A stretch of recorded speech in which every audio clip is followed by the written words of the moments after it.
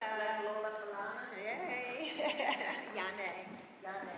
Nice to meet you. Nice to meet you too. Happy to have you. And what's this person's name? That's Vision. Do you have a quest?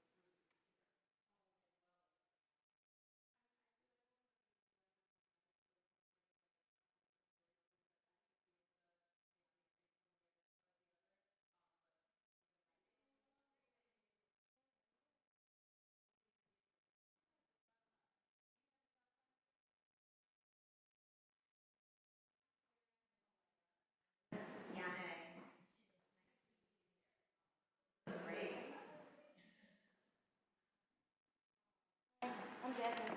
Nice to meet you. Jasmine. Oh, Jasmine. Nice to meet you. Hello. Sharon. Lola. Lola, nice to meet you. Sharon, I'm Viv. Nice to meet you.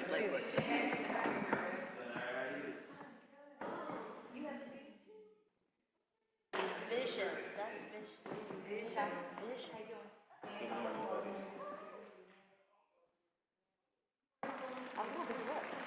How y'all doing? Good, how are you? Good, good, good.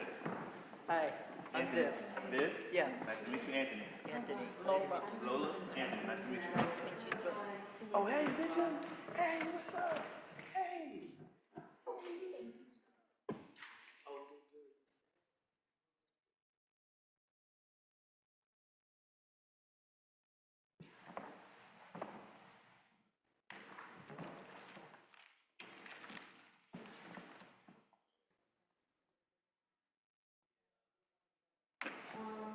Erica, but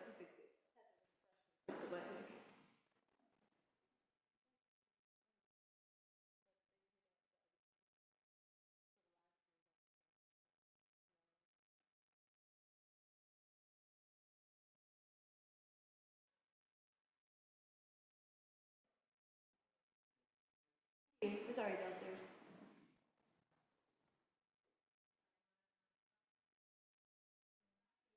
What kind? There's also a line, look, a line.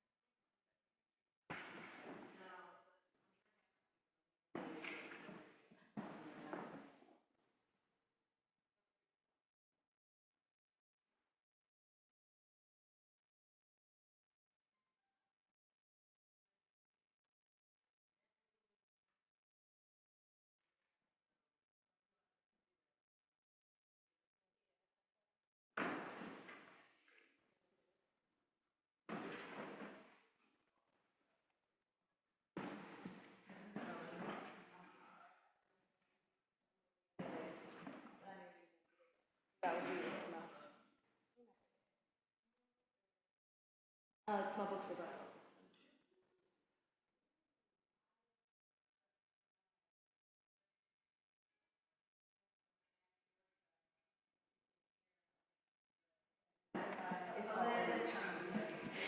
Hey, Erica. Are you able to hear the music playing? I can't hear the music. You can? No, I Or you cannot. cannot? Ah, okay. Hmm.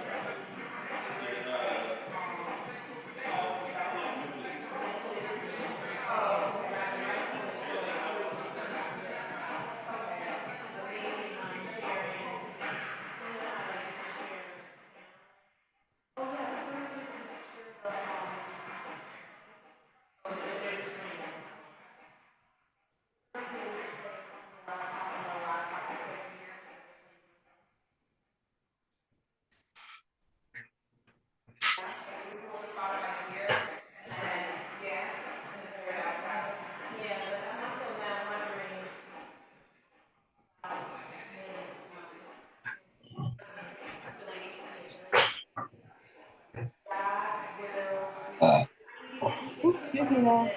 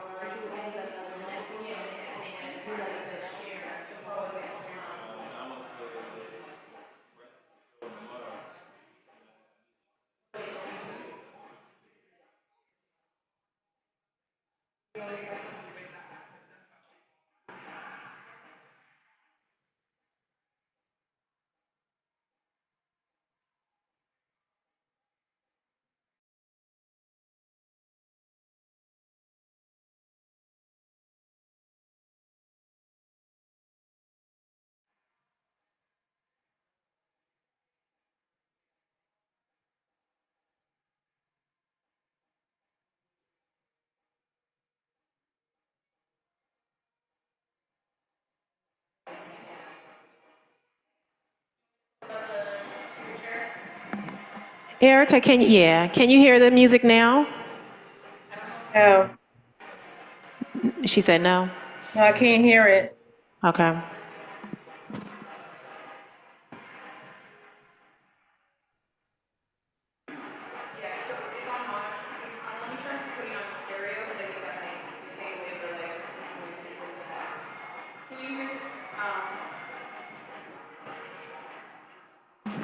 Can you hear it now? No.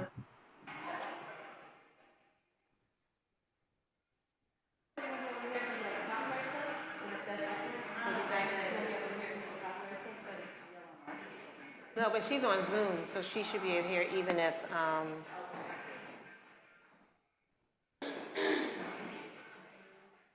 if YouTube won't let us.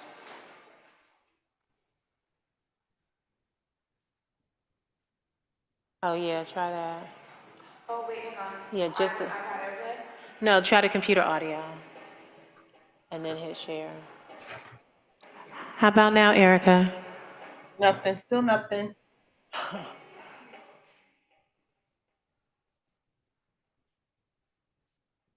Thank y'all for rocking with us while we try to integrate our friends online. Hey, hey, hey, hey, hey, hey, hey, hey. Audio maybe? No, that's for the microphone and. Yeah. Mm-mm.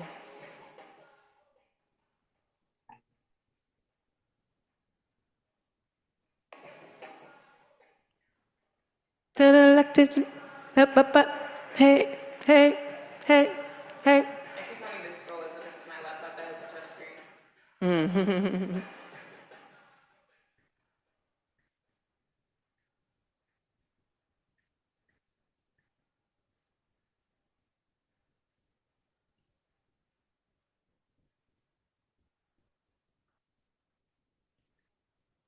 Yeah. The only other thing I would know how to do Ooh. is just sharing screen along with audio. Mm-hmm. Well, the music, what we were able to hear Ashanti. I mean, not Ashanti, because he wasn't her. Greetings. We were able to hear each other. So if we can't hear the music, that'll be the next thing that we work on. But we'll be able to hear our speaker, and they can hear us through the mic. So. With the mic and everything, do we want to maybe try dropping the playlist in the chat so in case folks want to vibe out, we can hop on? Yeah, I think that sounds good if we know how to do that. Is there any, would you be able to send me the link? Lucy, can you send wait, can you drop into the Church of the Revolution chat the Spotify link?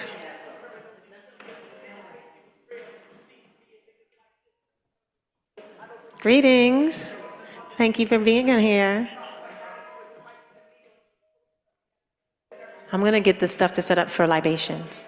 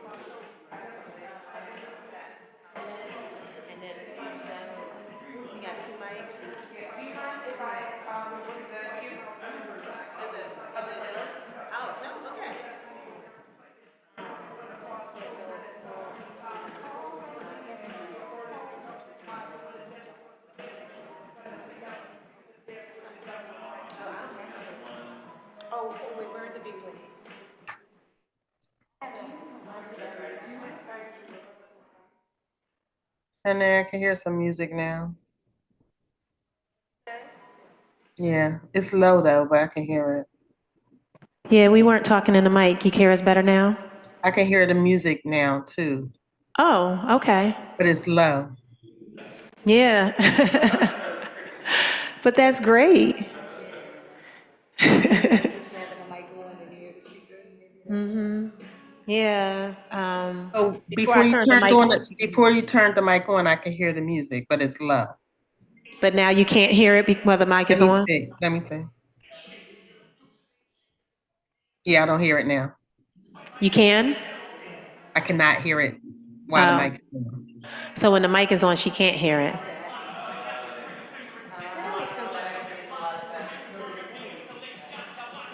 It's like pick.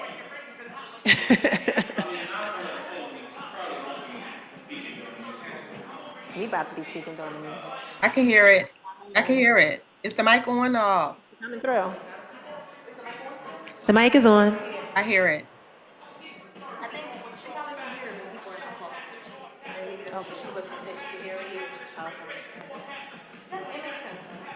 Yeah, let me see. Yeah, I definitely hear it like when you get up there. But I can hear it even when you were standing in the back now. You can hear it now? Yeah, I can hear it.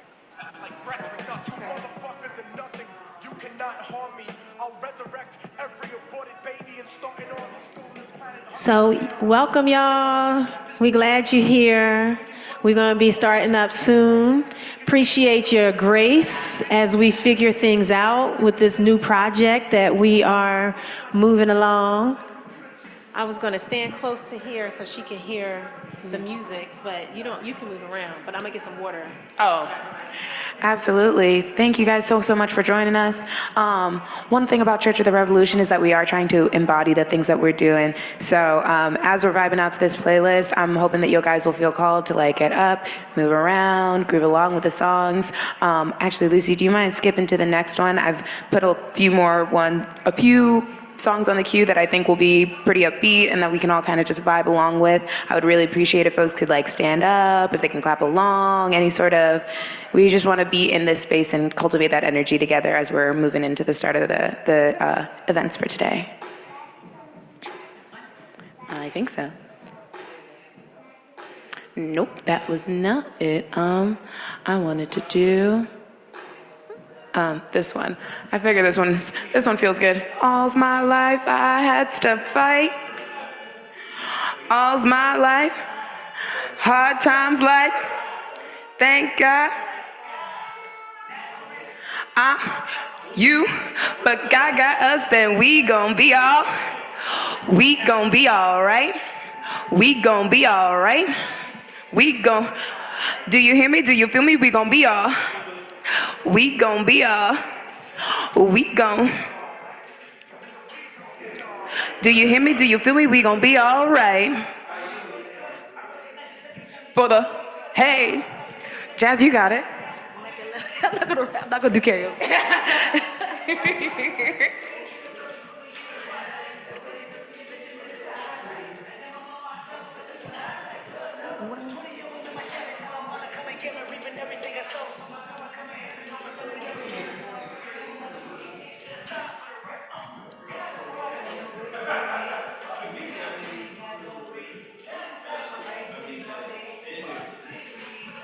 When you know we've been down before, looking at me like, where do we go? In the streets for show. But we gon' be alright. We gon' be alright. Do you hear me? Do you feel me? We gon' be alright. We gon' be alright. We gon' be alright. We gon' be all. Do you? We gon' be alright. Hey. Hey, hey, hey, hey, hey, hey, hey, hey, hey, hey, hey, hey, hey, hey, hey, hey, hey, hey, we gon' be all. We gon' be all. What? We gon' be all. y'all. We Do you gon' hear be me or y'all. do you hear me anyway? Sit back, relax. When you know we've been up and down before. What? Wanna get it dead in the streets for show. In the streets for show. Nigga.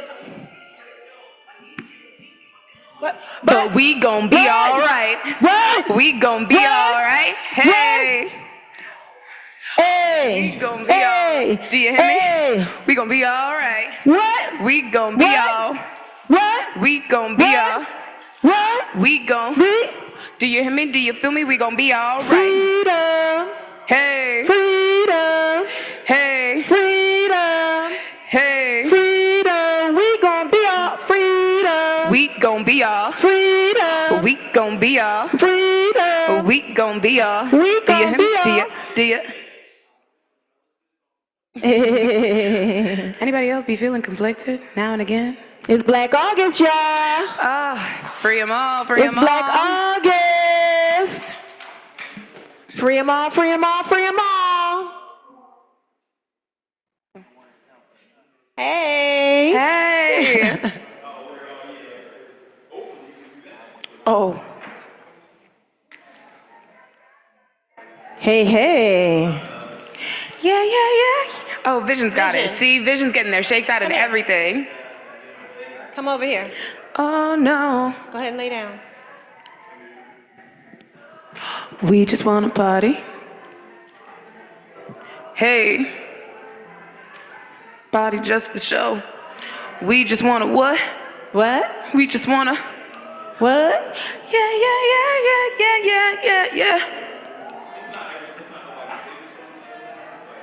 Oh no. Yeah. Oh no. Black August. Yeah. Black August. Oh, no. Black August. Black August. Oh. This is America. Hey. Y'all got me. Y'all got me. The police be tripping. This is a guns in my.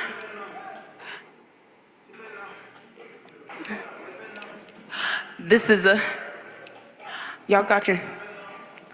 Y'all got me. Police be tripping now. This is America. Guns in my. This is. Hey.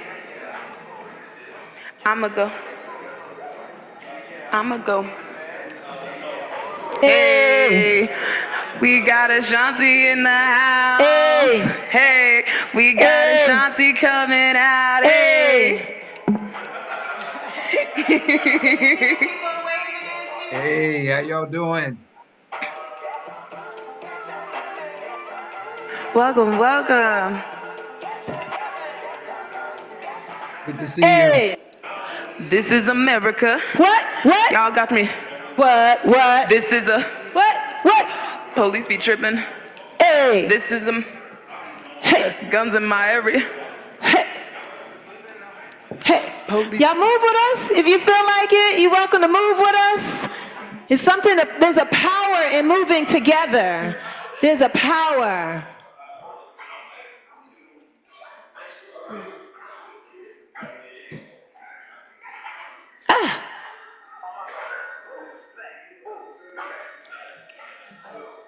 Hey. Hi. Thank you for being here. Oh, it's a pleasure. Thank you for having me.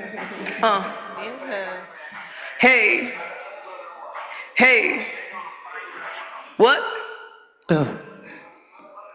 Got your money. Get your money.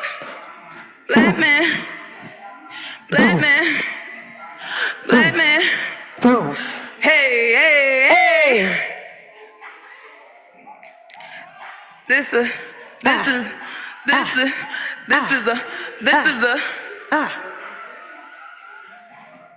Get your. What time is it? 3:30? Hang on. This is the last song.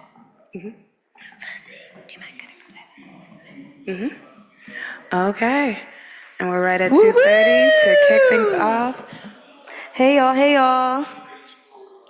Let's be thankful for our praise and worship setup that we just had by Alea and Yane. So shout out to them. All right. Yeah, give them a hand. So welcome.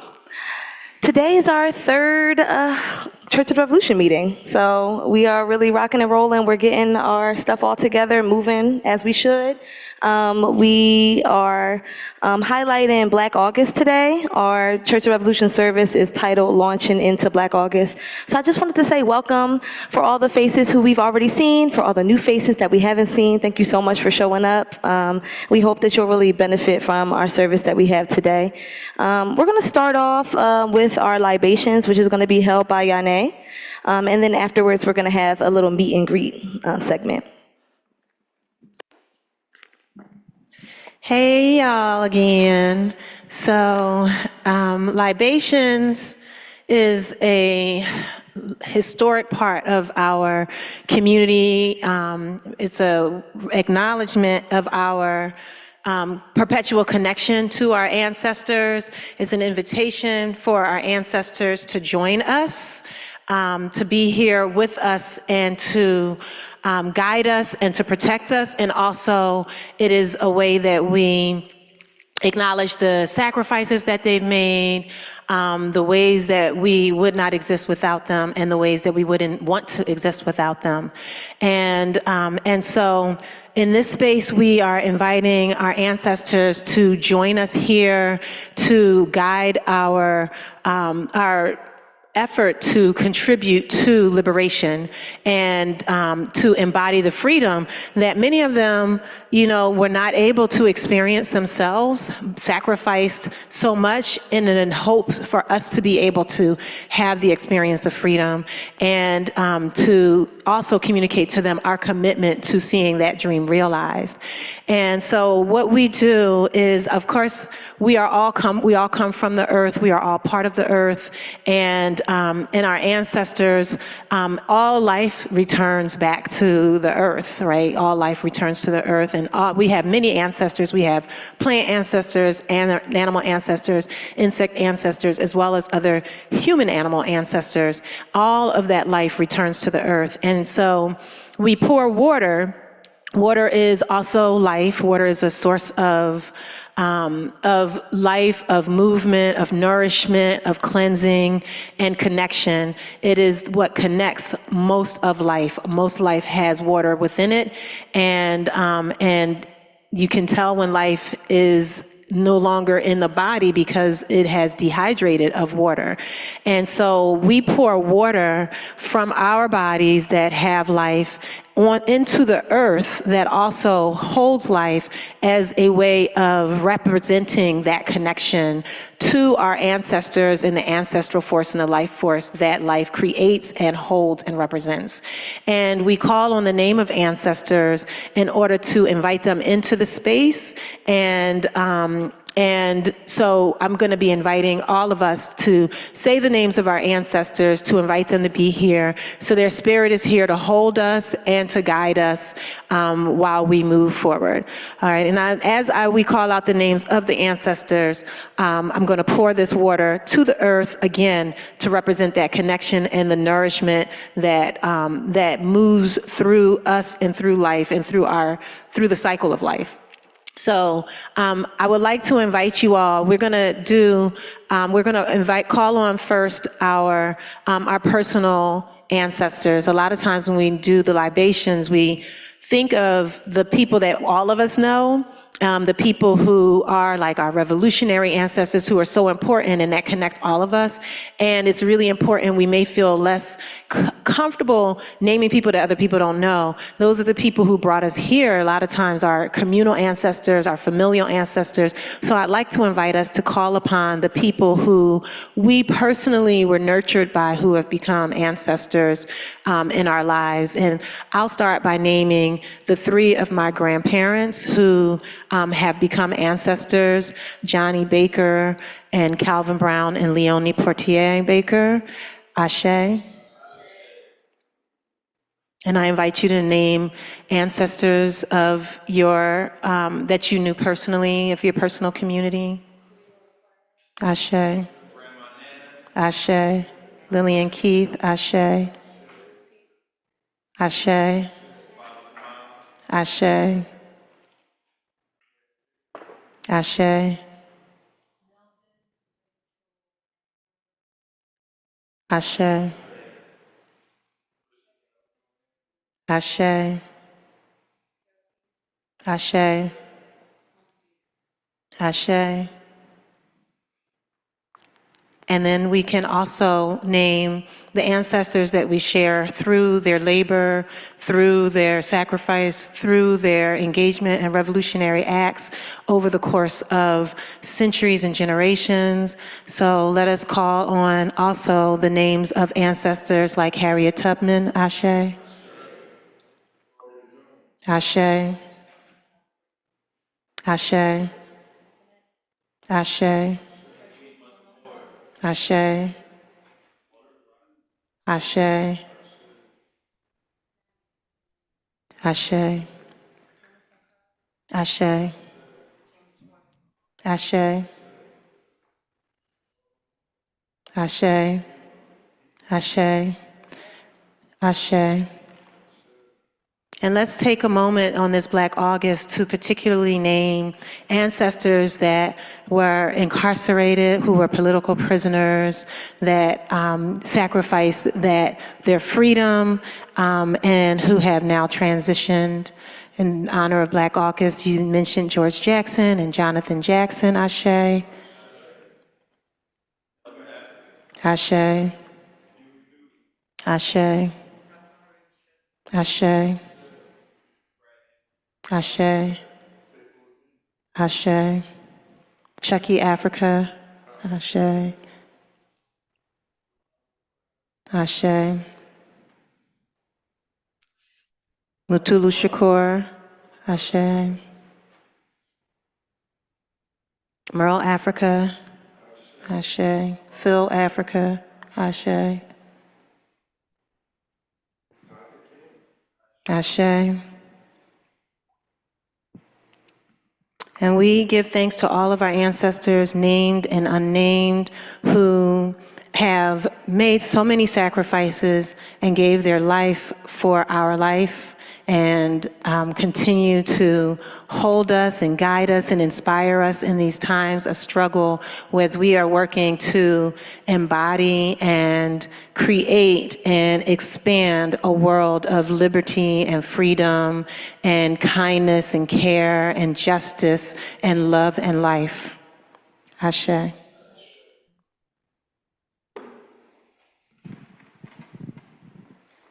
Thank you so much, Yane, for the thoughtful libations. Thank you for everyone for calling out their ancestors, and much blessings to everyone who has lost someone. So now we're going to have our Greet Your Neighbor segment. So we were playing some music earlier. Why don't we put a little bit more music on now? Everybody stand up. There's somebody around you that you have not met before. Introduce yourself, shake a hand, and then we'll recollect back in a couple more minutes.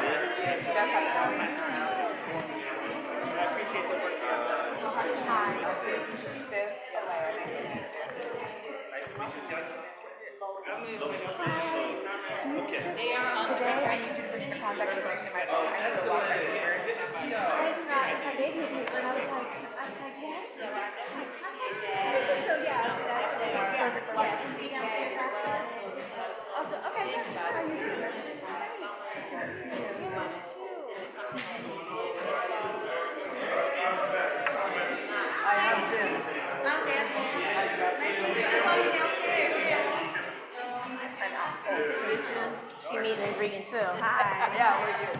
Well, thank you. Nice to meet you. Are you a member of this meeting? How do you spell your name? Yeah. That's why I always. Yeah. All right. Good. Okay.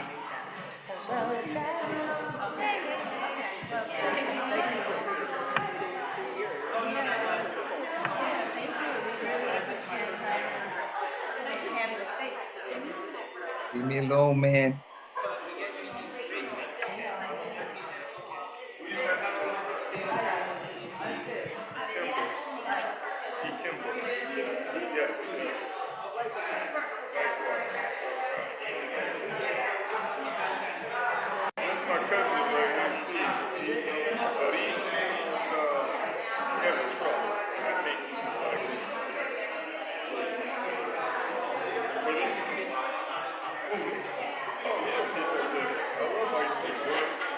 I like the exotic stuff. I'm not like a vanilla chocolate strawberry. It's what I mean, like I like cookies and cream, but it's more exotic than that. Oh, you know, cookies though. I love some cookies. Yeah, yeah. That's probably my favorite. But I used to like Reese's stuff ice cream. I like fancy stuff. Like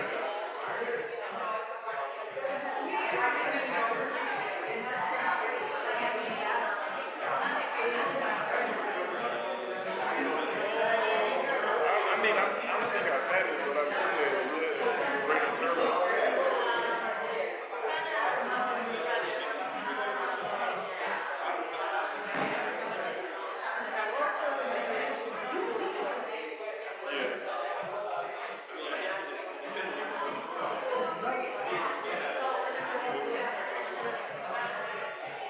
I gotta try it. It sounds good. You made me think of something else.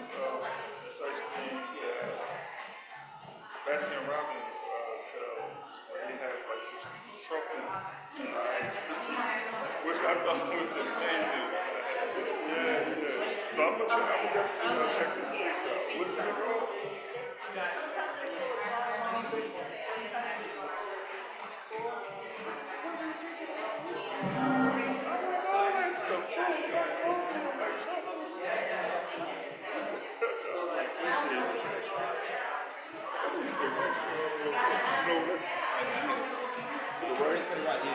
And then just walk straight back. It'll be good.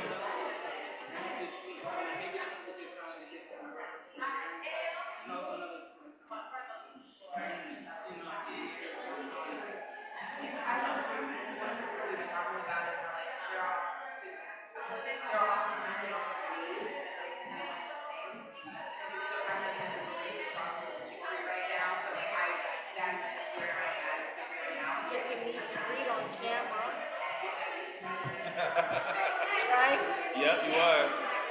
We are.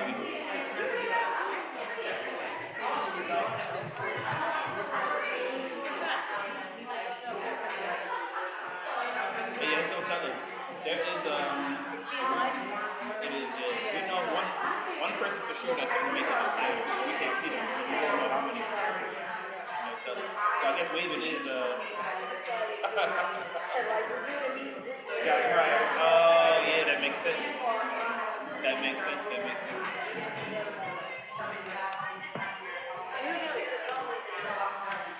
Oh yeah. Light it up, tear it down, light it up. So they're like,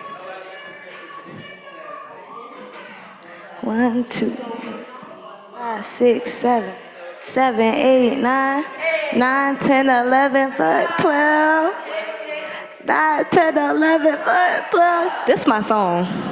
It's not even because it's Yane's song. This my song for real. I'll be jamming this joint.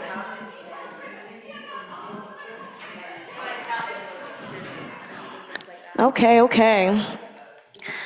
So we're really, really thankful that y'all had a moment to chat and meet. We hope that we can really foster, like, long-term relationships between folks, like that people will find something that they have in common, that even outside of this space that we'll be able to build connections. So shout out to y'all for being extroverts for the moment and getting up and saying hello. So right now we're gonna have a performance by our spotlight artist, Edelaney. So he's going to perform some songs for us. Welcome him to the stage, please.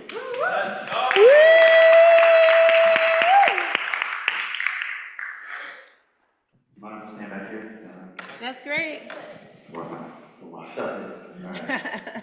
Good afternoon, brothers and sisters. How we feeling? Everybody good? Yeah. Right, cool. Cool. My name is Eric. I go by Edelaney on stage, and I'm gonna perform some music as promised. This song is called Pages. I wrote it a few years ago, and all I'm gonna say about it.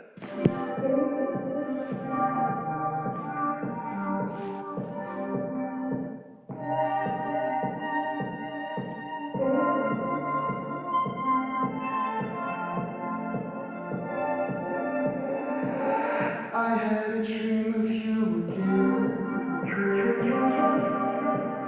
I think I left them behind. New conversations in my head.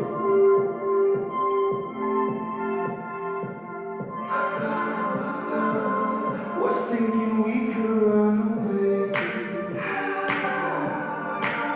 I think you love the mountains, and we should leave like yesterday.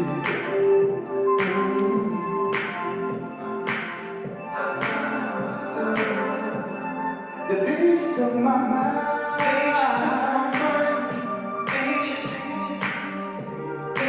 of my mind. I'm written to your name.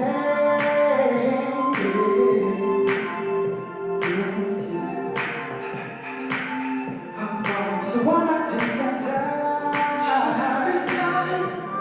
Just a little bit of time, yeah, just a little bit of time to play into your game. Can you open my mind? Can I open your soul? Can we lose self-control? Can make sense of this shit? Maybe we can grow old. Maybe we should move slow. Take my time with this shit. Coronavirus outside, and I just reached a new low. I can't leave from my home. I just drink and I smoke. That's like all that I know. Making beats in my room. Wishing you would come through. Wishing you were less rude. The pages of my mind. Pages of my mind. Pages of my mind. I'm written in your name.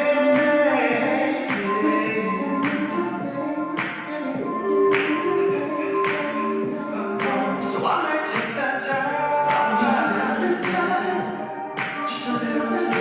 Yeah, just a little bit of time to play into your game.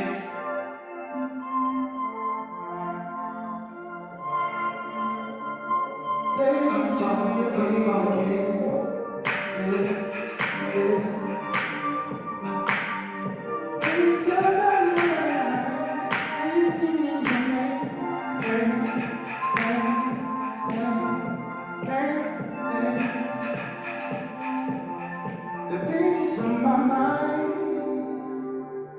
Thank you so much.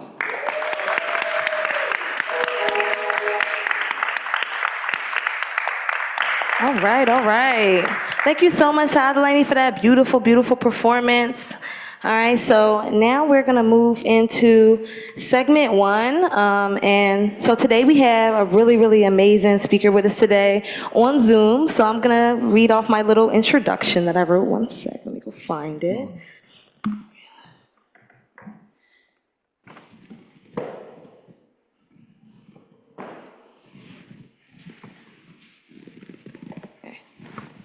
Okay, so today we have the honor of hosting Ashanti Alston, a former member of the Black Panther Party and the Black Liberation Army, and a longtime radical thinker, writer, and activist for liberation.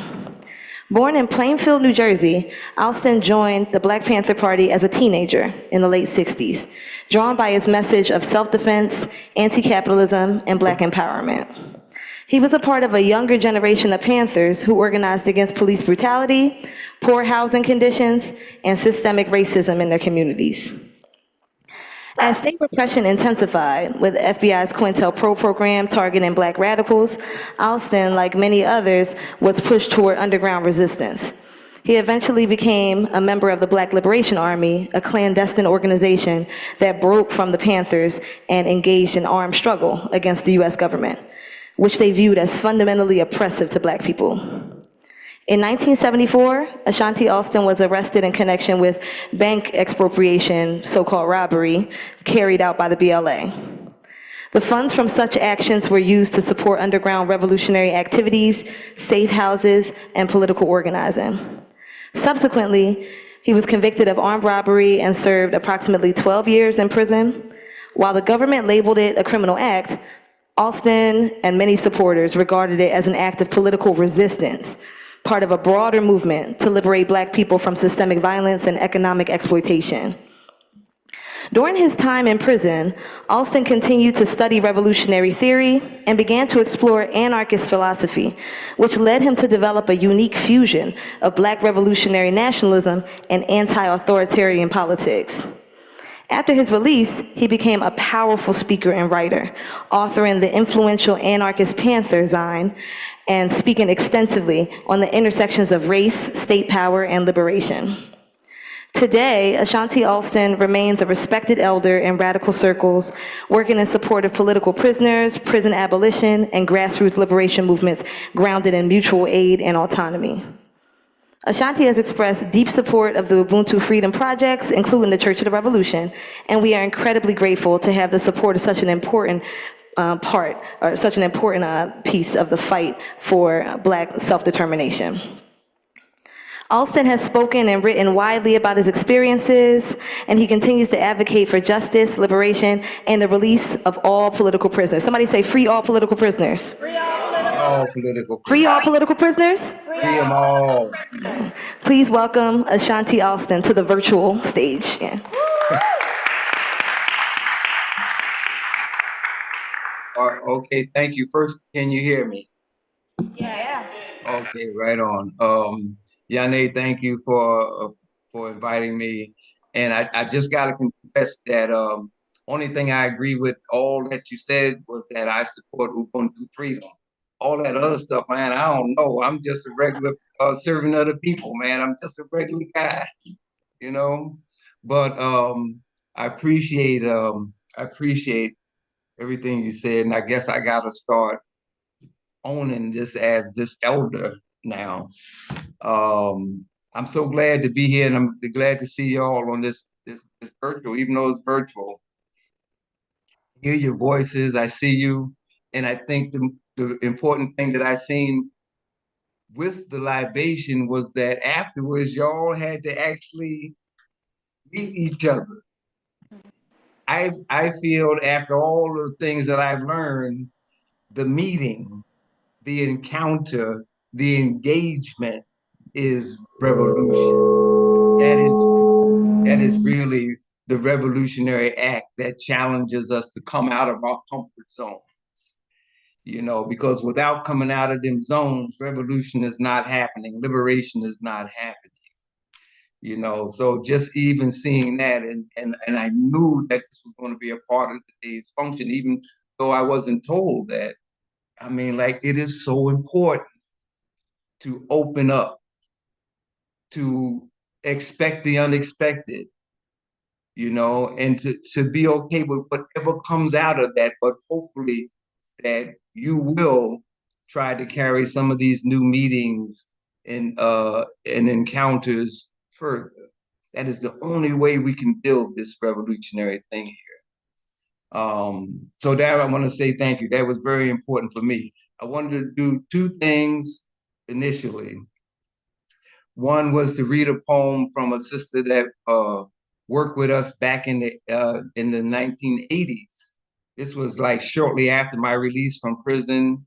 Me and Safia Bukhari were married at the time, and we're living in Washington Heights, New York.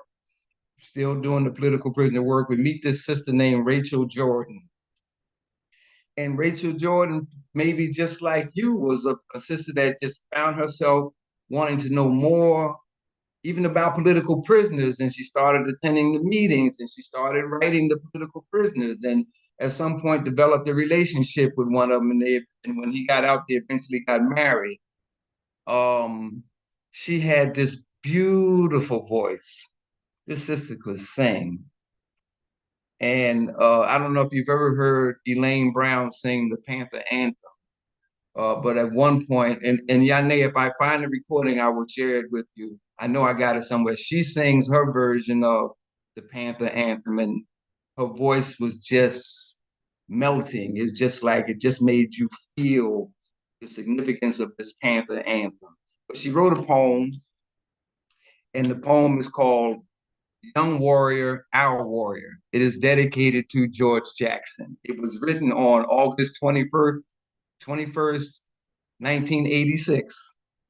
And it goes like this. Looking at him spread his wings, my heart swelled up with pride. His capability of great things about to take that ride.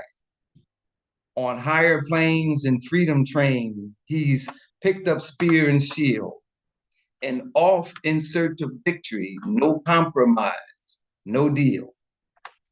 His flight was swift, his forward strong, his cause was full of might, and all who saw him take the lead knew there would be some fight. Up from his breast came a powerful roar. No more oppression, nevermore. And with no fear, none in the least, he cast his spear and slew the beast. Rachel Jordan. Second thing I wanted to share is this is just 2 days of, no, maybe 3 days ago on July 31st, I was in Bedford, New Bedford, Massachusetts at a memorial celebration for the life of a poet, Everett Hoagland III from Philadelphia. And his family was there from Philly and stuff. And it just kept me thinking, I was just thinking about the retreat I had just came from, the Ubuntu Freedom Retreat in Western Mass, and meeting other people from Philly. He was one of them poets out of the Black Power movement in the 60s and 70s that became just like well-known, like Sonia Sanchez, Nikki Giovanni, Newark, New Jersey, Amiri Baraka and others. But eventually he became a professor at University of Massachusetts at Dartmouth and became poet laureate of New Bedford and other things. But what I saw from him when I had finally met him was that with all the turmoils and ups and downs of our liberation struggle from the 60s on, he and others had to still find ways of being relevant to the struggle. And for him, it was becoming a professor. And he was a professor that helped to produce countless other revolutionary poets that went back and forth to their own communities using that tool as a consciousness raising thing. So it was really good for me to go to his memorial and even to realize that it was during one of my times in prison that I had a book of Black poets. And these was the Black poets out of the Black Power movement who their poetry just fed our spirits so much. You know, when you talk about a Sonia Sanchez, you know, their poetry just fed us. It kept us going. You know, it had that way of touching that spirit. And that's the role of these poets. So I wanted to bring his name up as part of those ancestors and to call his name so that he be present as well, you know, here, knowing that this event is actually happening in his hometown where his family is still from Philly. So with that, I just wanted, you know, just to talk a little bit about Black August and what it means, at least what it means to me, that I would love to share with you. This was during a time also that my early years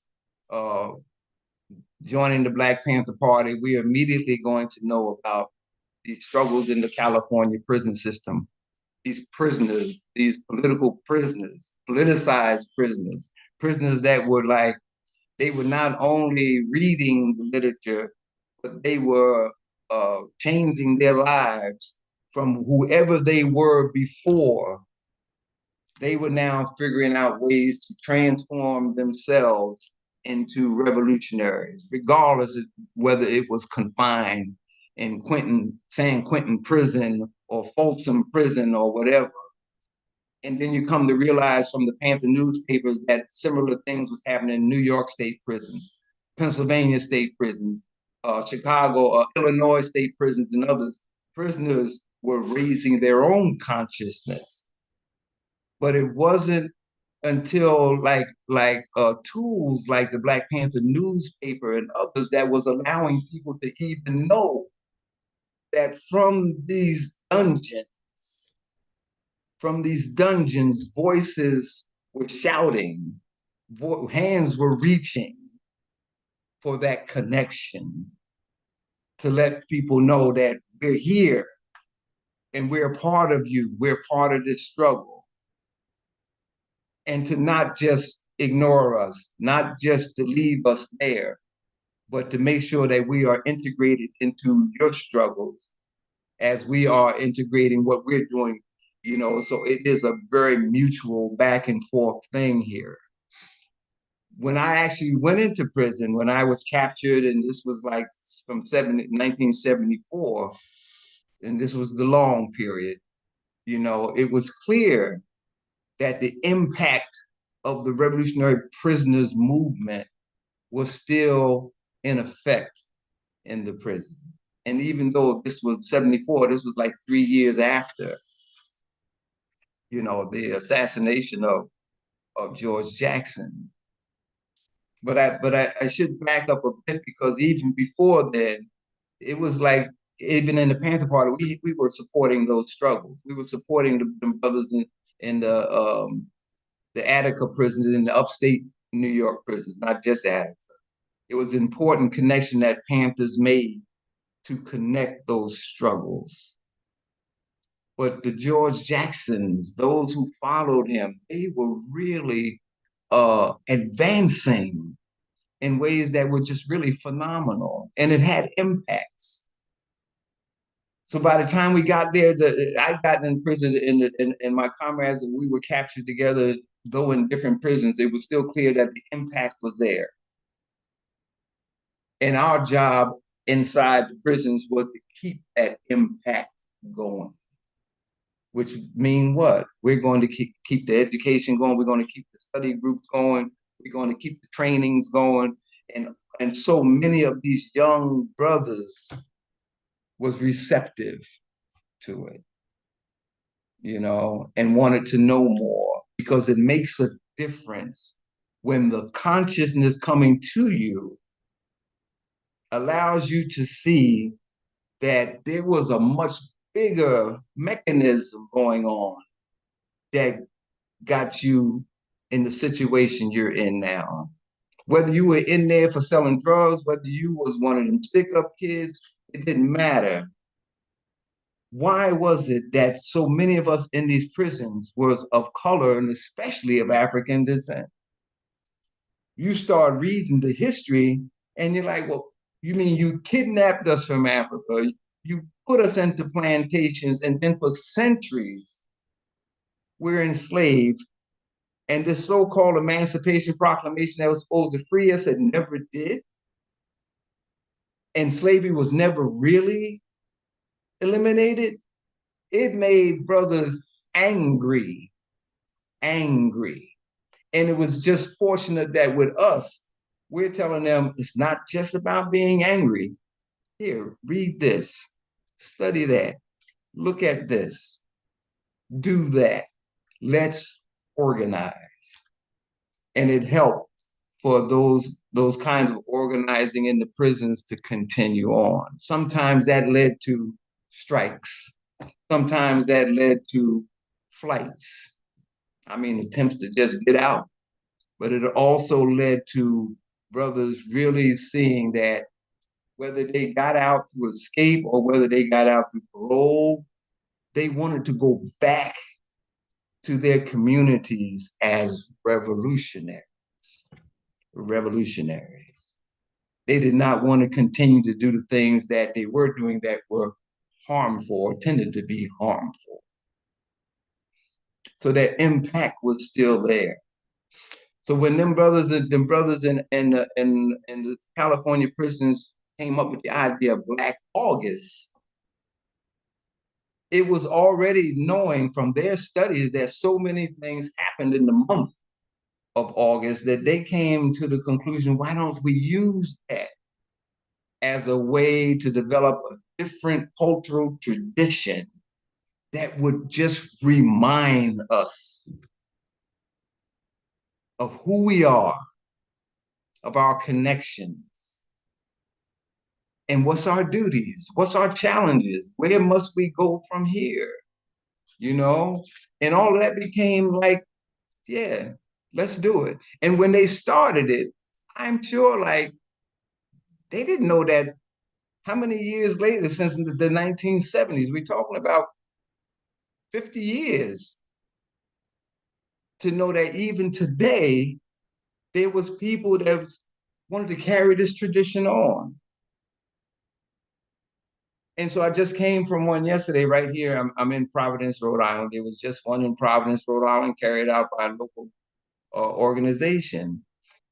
And I know that at different places around the country, and some even say internationally, people are trying to carry on that tradition, to remember, to connect, to consider that this is not what we must accept, but that we must figure out how to come together, how we must organize, how we must develop the plans to actually go forward to the goal of our liberation, whether we call it self-determination, whether we call it community control, whether we call it political power, it doesn't matter.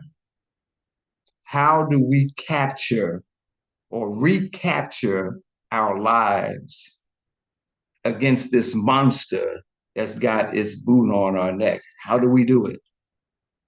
And it is really a lot of the simple things. That's why in the beginning I mentioned, like even just the act of getting up and meeting somebody you don't know was the essence of the Black Panther Party, becoming a member. You now got to go in your community and meet folks who you don't know, or those who you did know, you don't know in the sense that you're bringing a political conversation now. A political conversation. What are we going to do as oppressed people? And that's a new you. That's not the you they knew. But that is our challenge. So these folks in the prisons are like saying, like, yo, whatever we were doing before, we have decided that we want to lay that down. And like so many of the readings we were doing, it was saying, gotta be new human beings. We gotta be different. So then let's figure out how to do it. I think that's still the essence of Black August, is that inviting us into resistance, into the meaning of it, is also the challenge of who are we and who do we want to be in this world? And now how can we on the very local, basic level begin to develop the kind of relationships that help us be this new reality we want to bring into the world? At the Ubuntu Freedom that I was just at, they were talking about, you know, is that future goal is actually now. That what we want, that freedom we want, is actually now. And we have to figure out how to bring that together, you know, so they're not thinking that is in some far off place. It is in the now. But in that now is a challenge to come out that box. To begin to see that there are different challenges to make this thing happen. So when you come to events like this, it's reminders of who we are. And it's a multi-dimensional who we are. Because now we're saying the ancestors are here too. And we don't just say it for the rhetoric because it sounds good. No, we're saying they're here. They're here. And so the conversation still goes on, the support still goes on. They're here. The promise is here. The redemption is here. And so being in this struggle is really a whole different experience you're saying you're entering. That's what I get from when Arundhati Roy talks about the portal. You're going through a portal. Yeah. Scary? It should be. Yeah, because we've been so normalized into being certain ways, even as activist revolutionaries, that to keep going towards other places, it's going to be scary. But the only way that we can recover who we are and to see our immense power as individuals, but as communities even more so, and as movements, there's power. There's power. And we got a glimpse of that. If those of us who were in the Black Panther Party, we got a glimpse of what that was. Because so many things was happening so fast that we had that feeling of the power of a movement that reached not only throughout the United States, but beyond, in connection with all these other struggles. That's why you should hear stories about Sekou Odinga and others who were in Algeria, meeting up with the Palestinians, meeting up with all the other different liberation movements from Latin America and other places. These are the kinds of unexpecteds that happen, the surprises that happen, that lets us know that we are never alone. So those things like that there that it's so many dates we can point to that happened in August, but it's that spirit thing. It's that spiritual thing that is really key, that allows you to know that it's these connections that we got to really feel, that will really give us a sense of conviction. Yeah, we can do this, and know that it is really grounded in real shit. We can pull this revolution off. We can. If those in the prisons, and I'm gonna stop there, if those in the prisons in these struggles still today, the Pendleton 2, as a clear example, there are those in the prisons to this day, and those right here right there in Pennsylvania prisons where you're at too, and you got PLA folks still there.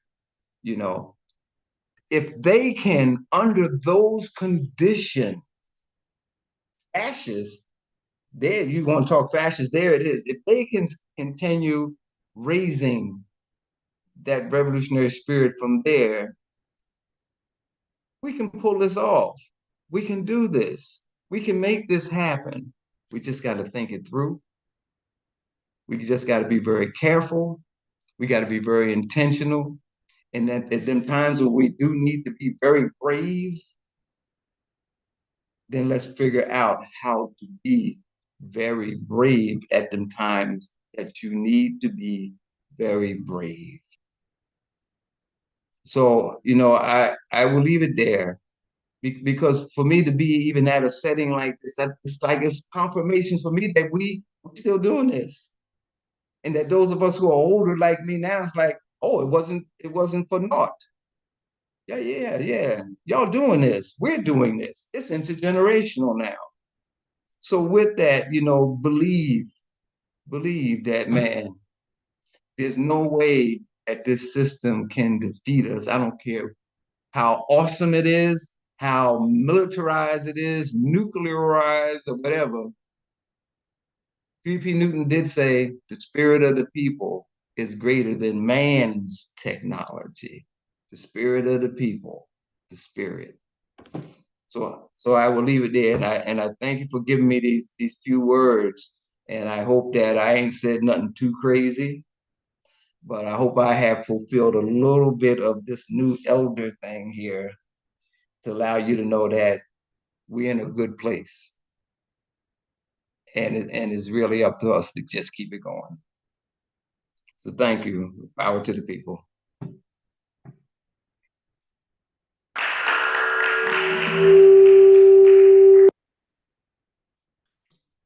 Thank you.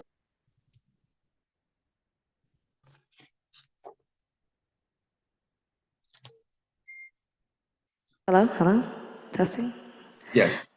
Okay, thank you so much. That was beautiful. I actually have a question, and then I want to open it up to the audience to maybe have a conversation with you, ask a couple questions. So, I was reading about Black August, and it was great to hear that though it started off like, behind walls, it made its way out pretty quickly, right?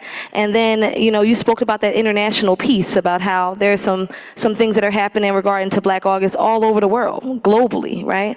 And I think that movement, like outside of the walls, sort of created a moment for people to lock in on how they can support prisoners. So I wanted to know, as a former political prisoner, what are the ways in which you've been the most supported by people that were not incarcerated, and what does good jail support look like to you? Well, I got to tell you, during the time that many of us was captured and doing time, there wasn't a lot of support. There wasn't a lot of support from a lot of the mainstream revolutionary organizations, leftist organizations, and whatnot. A lot of times it was just those small groups of dedicated supporters who would make sure that we stayed in communication through letter writing. When they could help us financially, they did. And they kept us connected to whatever the state of the movement was at the time. And a lot of times the state of the movement was not good, but we demanded to know. We didn't want no, don't water it down and all this, just tell us what it is. Because some of the times what we would ask for was the kinds of readings that would help us to better understand, how did the movement get so destroyed? How did it get so decimated? How did things just get so turned around, and the imperial narrative kind of regained its place? So whether it's me, if you talk to Jaleel, uh, um, uh, Jihad, and the others, I think we'll all be clear. Like, we was always asking for information, so it's that back and forth from those who had access to send us materials, whether it's readings from books, newspapers, pamphlets. It was all to help us to stay on top of what was going on, so that we would have this uh, this confinement as our university, as Sundiata would say. Sundiata was always like, turn that prison into the university. And it was all like, we got to constantly study. So the letter writing became very important. The financial help, when it was there, it was important, but that wasn't a lot. And it wasn't until later, like especially to the time when Safi Bukhari was released, and Safia and Jaleel Muntakim and Herman Ferguson and Iyalua, his partner, that they began to pull together the National Jericho movement, that at least there was now some main organization that was helping to support many of us. So by that time, the letter writings, many of us are out at this point, but there's still many in. At that point, we could make sure that Mumia is getting support. We can make sure that so many other political prisoners who people didn't even know about were being found, and develop defense committees around, and trying to encourage others, like, to support. I think the key things around there is the letter writing, the phone calls, the monetary support at times. It's really the connections that you keep going back and forth between the inside and outside that helps us to hold on to our humanity. But sometimes I think we don't consider that it's not only helping us, but it's helping those also who are on the outside hold on to their humanity, because that connection is with those who society have discarded and said that you don't need to help them. They ain't no good. They're just criminals. They're just convicts. They're ex-cons or whatever. And those who were beginning to help was like as important to them as it was to us. And you can see many times in the back and forth letter writing, you can see the emotional parts of that. You can see the tender parts of that. You can see when someone writing from the outside is going on a vacation trip somewhere to the ocean, and how important it was for them to send pictures in to the political prisoners of just an ocean scene, or scene of the children playing, you know. So those kind of support things became important, you know. And those things got to still go on today, because there's still those in these prisons who need our support. Many more now are politicized prisoners, and we also are clear that there's going to be many more getting ready to come in there with all the things happening in the country. But to know that what keeps us human becomes very important. What keeps you human on the outside is very important. And that connection with those in the dungeons and those in the communities, that kind of thing has to keep going. And sometimes I imagine that had to be the thing when our Africans were enslaved in the bottom of them ships and they're crying out, my God, why have you forsaken me? It's a biblical thing, but it's like, what's going on? And it had to be something that would hold them together, hold their humanity together. And for me, that is the thing that becomes what holds us together. And it's always mutual, you know, always mutual for those who are on the outside and those who are on the inside, those who are above and those who are under in the dungeons. So more of that can happen, the better. And you have organizations out there, from the National Jericho Movement to the Anarchist Black Cross movements and others, that can help support that above, under, inside out connection that we always need in this struggle. Thank you so much for that. I want to open it up to anyone else who might have a question or a comment for Ashanti.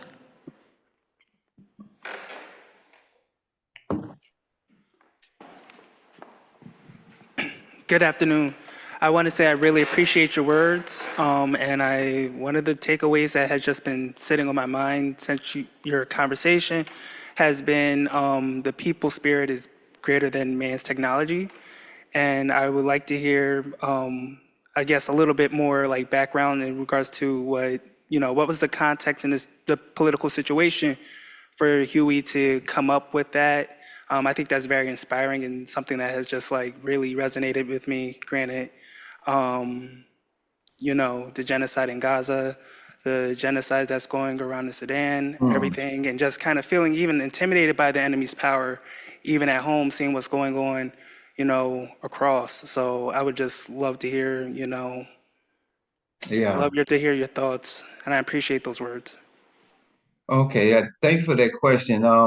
Man, I think when Huey made that statement, I think Huey saw not only like spirit of the movement within the United States, like especially with the Black Power movement, because it was clear to many people, to many observers, that the civil rights movement prior to the development of the Black Panther Party was having some difficulties. They were not making a lot of progress. And the young folks in there, especially in SNCC, Student Nonviolent Coordinating Committee, which eventually became the Student National Coordinating Committee, a lot of them was like, we can't keep staying on this reformist thing. It is locking us up. It locking us in the sense of it is holding our spirit right back down. And many of them in SNCC and others was already traveling back and forth to Cuba, back and forth to China, in other places to see what was this Cuban revolution about, what was this Chinese revolution about. And I think what Huey saw was that there was also ways of like not harnessing the spirit of the people's resistance, you know? And I think that that's why he was clear that whatever the technology is, whatever the power of your oppressor, nothing can destroy the spirit of resistance. You know? And I think that would have been him at the time. I think for others like myself, it's taking that and then being in situations where you can begin to read more of the radical psychologies, and other readings, the critical theories. I speak about them in other times, and I speak about the anarchisms and stuff. You also want to continue to see what ways you cannot, or you can help keep that spirit of resistance going. I began to see it even, I think it was deep, much deeper than what maybe Huey and others saw at that time, only in the sense that some of the readings helped me to like see that it was much more than just the traditional community organizing, traditional marches, the traditional types of activism, but the anarchisms also allowed me to see, like living in New York at the time, people on the subways. It allowed me to see that even on the subways, that life-affirming spirit would act out. You'd be on the subway and all of a sudden you'd find these kids getting up doing breakdance. Or someone's on there and they start to sing, or you walking through the park and you hear this music, this Latin music going on. And it's like, there's life. We don't have to create it, it's there. That spirit is there. How do we just nurture it? How do we just build on it? So in that sense, I think that the readings I was doing was just allowing me to see that spirit was much more broader and deeper than maybe what we assumed in the past. And I think that is even why when we do libations now,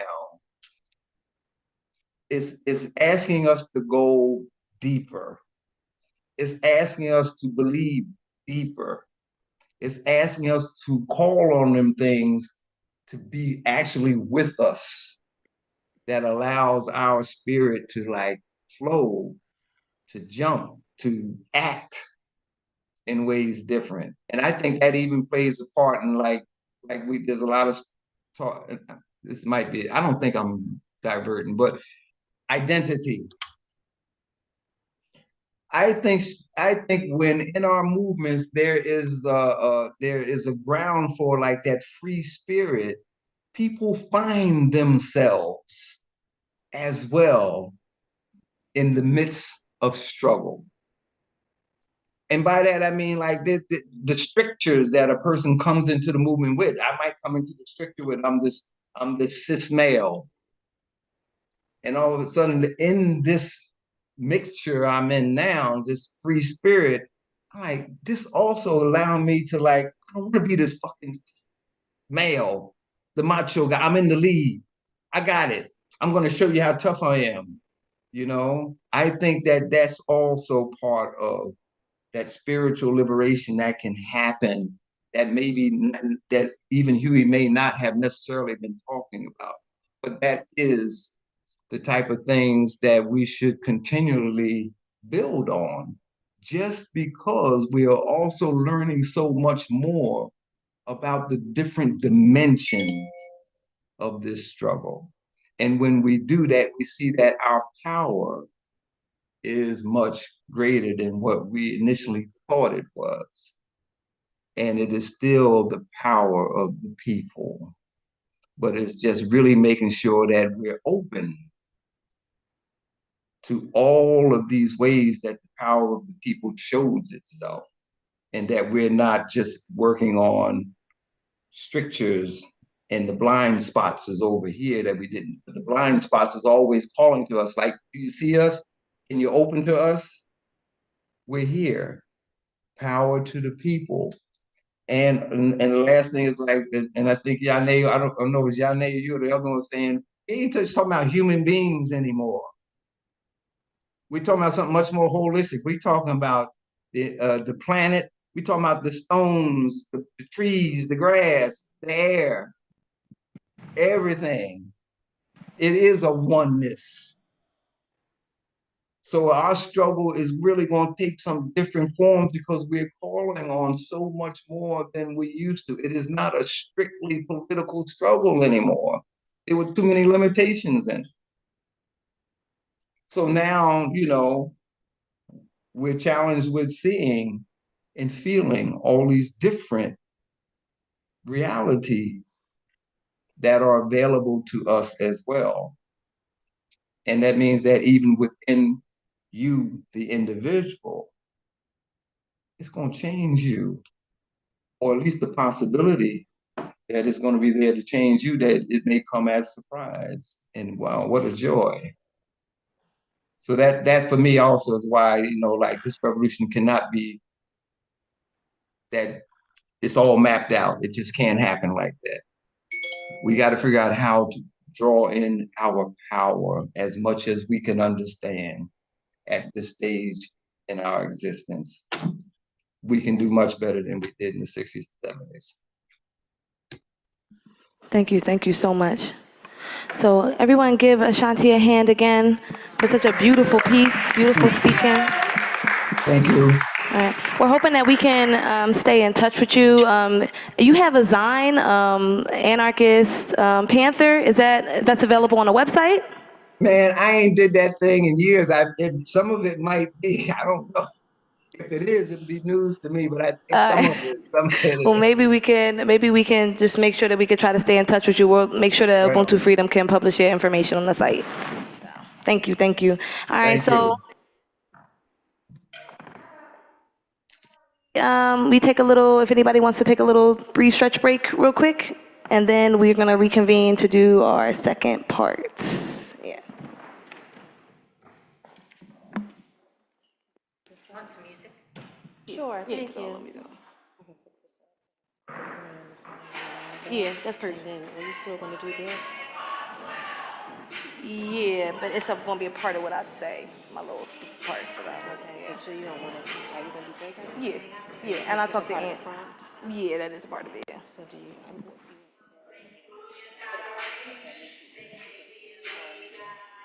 You can put that prompt up. And then me and Aunt was gonna split the group. Take one, I take one.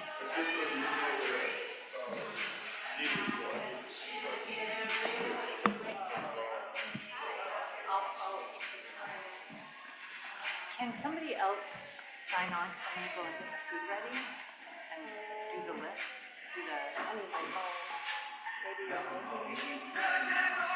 Maybe I'll lay it and do it?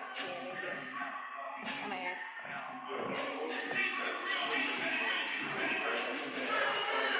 How are you? I'm feeling so good.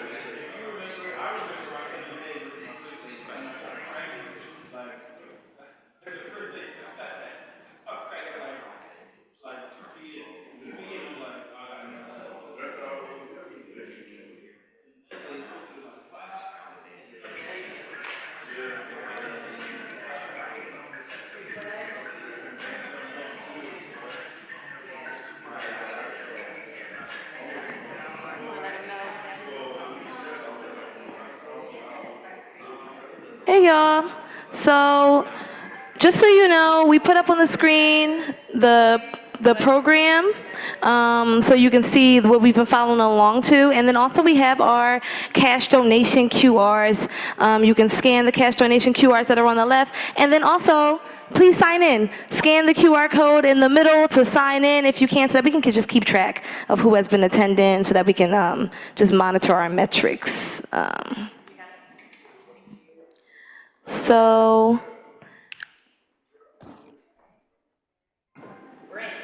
all right, perfect. So I'm going to start off real quick by just acknowledging the beautiful words that Ashanti had offered. And I actually just want to have a little moment of silence so that we can acknowledge the work that many political prisoners, both still on this planet and both not on this planet anymore, have contributed to the fight, and the work that many others are still that are going to contribute in the future. So if we can just bow our heads real quick and just have a quick moment of silence.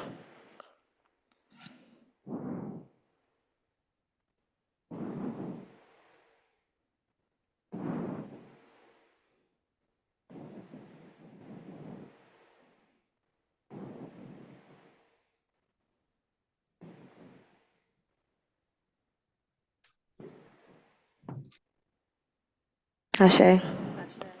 All right, thank you so much for that moment. So now we're gonna lead into part 2, session 2 of our meeting. So eventually we're gonna end up breaking out into some groups, but I just wanted to give some folks a little bit more background on Black August. Who in the room is familiar with Black August? They've heard of Black August before? Has anybody practiced Black August? Right? Okay. So let me give you guys just a little bit of background. So Black August is a month-long commemoration that honors the legacy of Black resistance and the struggle of political prisoners and revolutionaries. And as Ashanti mentioned, it started really in the 70s in the California prison system, specifically in August of 1979 in California's San Quentin State Prison. And this was 8 years after the death of George Jackson, really the assassination of George Jackson. So just some history on George Jackson. When he was 18, he was arrested in 1960 for allegedly stealing $70 from a gas station at gunpoint. And he had a court-appointed lawyer. And the lawyer said, oh, well, since you have 2 previous charges, you should just plead guilty so you can get a lesser charge. So he decided to plead guilty, and the judge gave him something called an indeterminate sentence.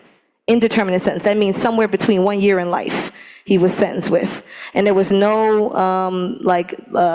list of how long he was going to be in there. Really, they were going to have him in there for life. And so as he was in prison and he was dealing with the reality of his situation, he became politicized. He read Marx, Lenin, Fanon, Mao, and he joined the Black Panther Party in around 1966. And he also co-founded the Black Guerrilla Family, BGF, around that same time, which was a prison-based Marxist-Leninist organization that was devoted to Black liberation. And so they were moving him to a different facility following I guess I skipped a little bit ahead. In 1970, Jackson, along with Fleta Drumgo and John Clutchett, were charged with the murder of John V. Mills in Soledad Prison, and they were considered the Soledad Brothers.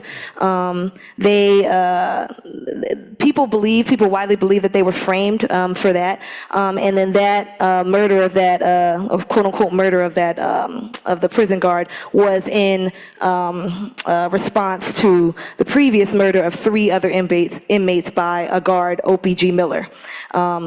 Previously on January 13th, 1970.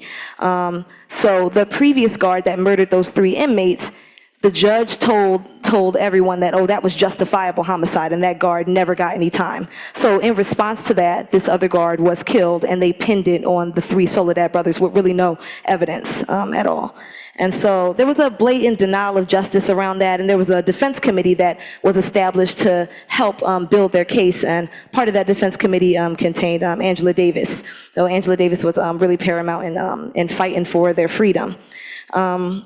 As that case kept progressing, then George Jackson was moved from Soledad prison to San Quentin. And as in the process of him being moved, he was held in a courthouse. And his brother, Jonathan Jackson, along with some others, decided to try to rescue George Jackson. So they held some hostages, one including a judge, and they were, attempting to free their brother. In the grand scheme of things and everything, Jonathan Jackson and the judge, along with some others, ended up being killed in that whole exchange. And then that moment where George Jackson lost his brother really started to frame his disdain for the justice system even more, and it helped him to kind of focus in all of his experiences into one of his first books that he wrote, Soledad Brother. And so, following that moment, there was some other situation that happened in the prison that he was being held at, where then he ended up getting assassinated by guards that were in the San Quentin prison. People said that, he tried to escape or he tried to harm a guard, but there's no evidence that shows that George Jackson did that at all. So really, it's widely believed that it was an assassination of George Jackson, trying to pretty much cover up. They tried to cover up his assassination because they wanted to silence his movement. They wanted to silence the movement around the Soledad brothers. They wanted to silence the movement around the Black guerrilla family. And so, following that, about 8 years later, the Black guerrilla family established Black August as not really a holiday, but a monthly moment where we can commemorate those lives lost and commemorate the fight for Black liberation. And really, there's like 4 parts of that fight. There's fasting, so usually fasting from sunrise to sunset. There's physical training and exercise, because this is war and you need to be ready. Right? And then there's political study and education, so that we can understand the fight that happened before us and the fight that must continue, so that we can be smart and strategic. And then there's reflection on Black resistance movements and martyrs that have lost their life to the struggle, such as George Jackson. And so this month is used as a moment to reaffirm and recommit to the Black liberation movement. And as you can tell from the description, right, where there's fasting and lots of reading, this reminds me of a couple religious holidays. It reminds me of Lent, where people fast during Lent. It reminds me of Ramadan, where people fast and people read to get themselves reconnected to, their spiritual understanding, right? So, and as Ashanti spoke earlier, he talked about spirit and how a lot of political mindset is really a spiritual mindset. It is a spiritual buy-in into the fight. If you don't believe deep down in your heart that you're going to win, you really cannot fight. Right? So we have a prompt that we want to put up for some breakout groups, so that we can just pick people's brain about what they think about Black August. So the bigger prompt has to do with like a spiritual juxtaposition, right? So what are some spiritual practices that you do now to help you connect with your spirituality? And can any of those spiritual practices kind of roll over into what we can do for Black August? Do you see any juxtaposition between spiritual practices that you do for your religion and spiritual practices that you can do for your politic? So we wanted to have 2 breakout groups to sort of separate, and so that we can discuss those things. So you can just jump on this side of the room if you want to talk with me about it, and then I think Ant stepped to the bathroom, but you can jump on the other side of the room, and Ant will facilitate the other half of the conversation. We want to spend like 10, 15 minutes just chatting about that. So, yeah.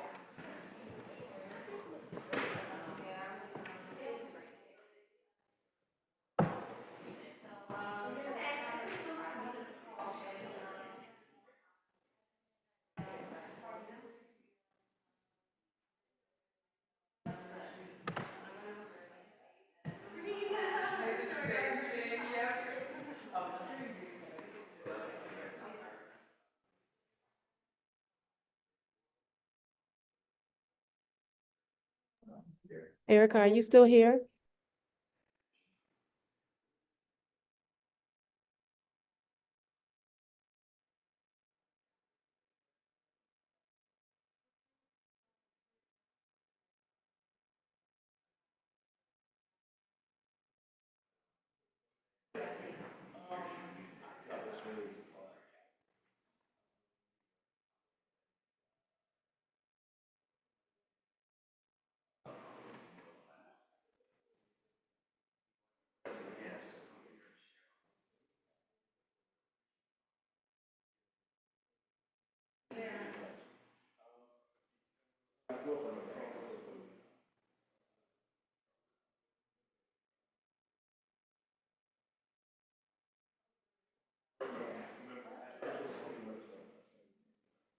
Thing. It was totally different.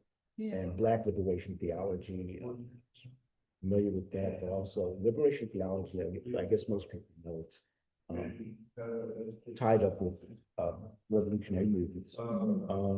And it really just kind of changed the whole direction.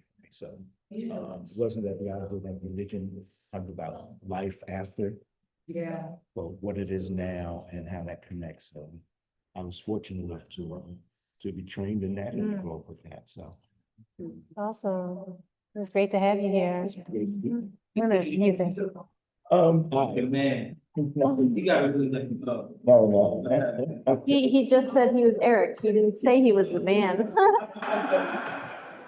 Wow. Very flattering to be put onto the man. Incredible history, man. I just have He has a lot of awesome. I just have to be here now.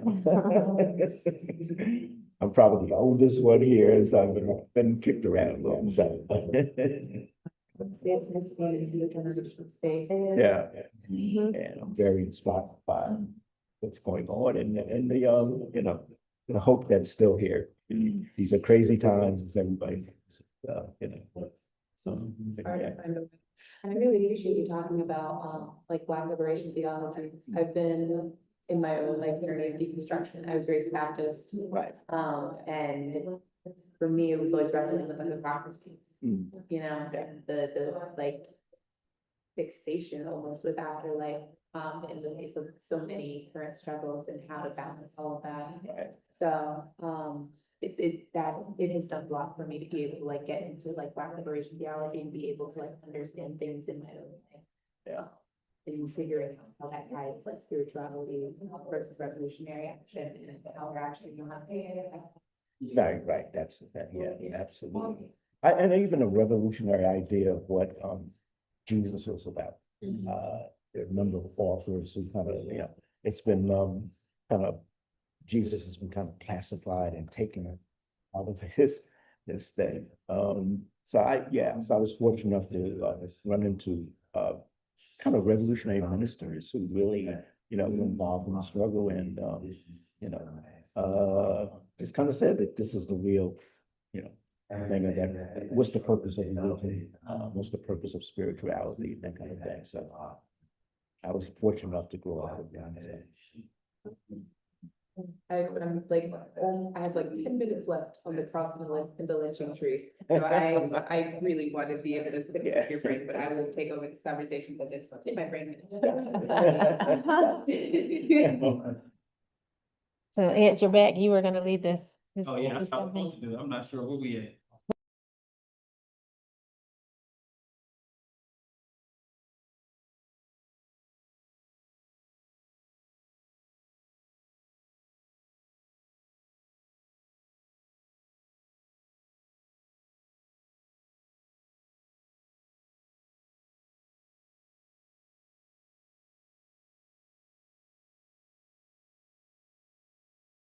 A little bit of our stuff, but we haven't gone anywhere else. Yeah. But I can give you. Oh, it's all good. I mean, I think that we kind of already started talking about it a little bit, which is spiritual practice that is embedded in the Black August. Hey, And how Renee, the tradition of spirituality. Renee, So if you see any parallels to that. Renee.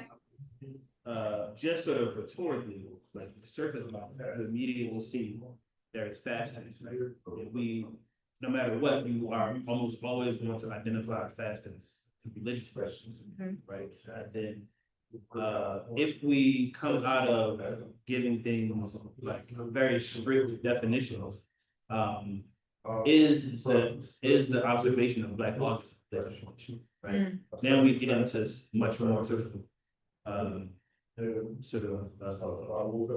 blurring the line between this is political organizing and this is in my embedded faith and practice.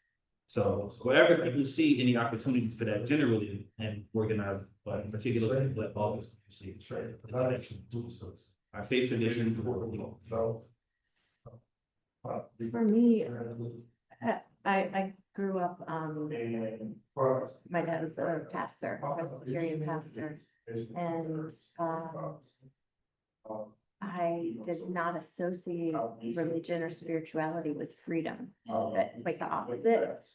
And so as an adult, you know, stepping out of that and trying to find my own way, I just rejected religion altogether. And then as an older adult, started to miss some of the aspects, community and some of those like sort of grounding practices. And partly just like trying to sort of cobble together my own, what do I believe and how do I express it? And so this gathering has been the first time that I've ever felt like any political stuff and spiritual stuff could be, you know, Integrated. yes. And I just feel like it makes so much sense because I feel like any true religion or spirituality, like if the goal isn't freedom, liberation for like all of life, you know, the planet and the inhabitants of it, then it's not true. It's, I think, misguided. So I just feel like any practices that help develop, you know, your own personal commitment to liberation, to working towards it, and today and now and in the future. You know, I'm still figuring out what that means. You know, for me right now, it's meditation and it's, you know, working in my community and within groups that are doing things to bring about liberation. I was just thinking, you know, doing the libations and stuff, how I have always associated prayer, you know, sort of like the rule and stuff from my youth, but I'm really coming to appreciate seeing it as recognizing things and people in the past that have done work towards liberation, and like the libations and for me to think of as prayer, kind of prayer, just being thankful and aware of those who've come before, those who are doing the work now, those who died doing it. And that's just become a practice for me. So I don't know if I answered any of the questions we were talking about, but Oh, yeah. it just kind of fell out. I think about, I believe everything is spiritual, and I also believe everything is political. And so everything is spiritual and political is spiritual. I think about, like, you know, the Nation of Islam, the white man is the devil, and that idea around, like, I think whiteness versus like white people, right? Like, I think like whiteness is an invention that white people have become connected to and I've identified with, but that whiteness and white people are two different things. But that whiteness is this oppressive force, this that operates demonically, and that's why it makes sense. And like that we can't like if we start thinking outside of, like to the point that you're making, like life and spirituality is about collective liberation, freedom, and that things that are oppressing that are the opposite of that, and that's what I think of as demonic. And that if we take the spiritual component out, then we're actually supporting the demonic that does use the spiritual in order to accomplish the things that they are accomplishing and oppressing us. Even if you look at it, if you don't think of it through rituals, which I do believe that there's ritual practices, I think that's what the whole Jeffrey Epstein part, all of that stuff is like part of ritualistic practice. And the power of youth and the power and the connection that youth, as well as seniors, but particularly youth, are coming in from a spiritual place and are very close to that spiritual place and to have that power. But even if you're not thinking of it from that ritual perspective, if you look at it from just like the simple perspective of like energy and attention and how they use our energy, like everything that is able to be accomplished is accomplished through our labor, through our energy, through our currency.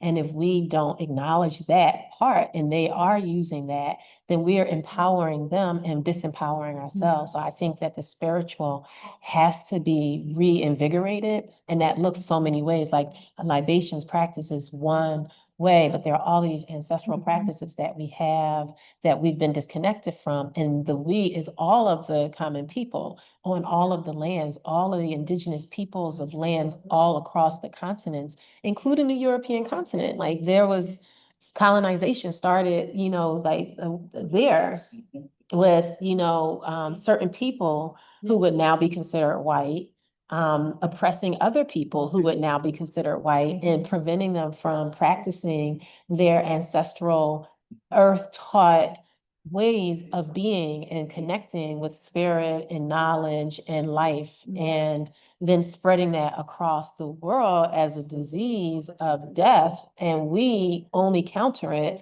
by being like the love virus that goes and it re-injects those connections and the connection that we actually have with each other and with all of life, and like really reinvigorating that.